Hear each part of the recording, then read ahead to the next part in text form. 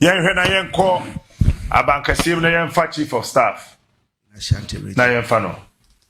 Government regrets to announce the demise of the following persons in the tragic crash. Dr. Edward Kofi Omane Boamah, Minister for Defense. Alhaji Dr. Ibrahim Murtala Mohammed, MP, Minister for Environment, Science and Technology. Alhaji Muniru Mohammed Lemonad, Acting Deputy National Security Coordinator and former Minister for Food and Agriculture. Dr. Samuel Sapon, Vice Chairman of the National Democratic Congress, and Mr. Samuel Abuaji, a former parliamentary candidate.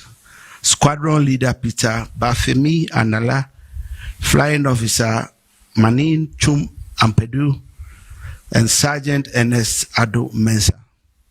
The President and government extends our condolences and sympathies to the families of our comrades and the servicemen who died in service to the country. All flags are to fly at half-mast until further notice.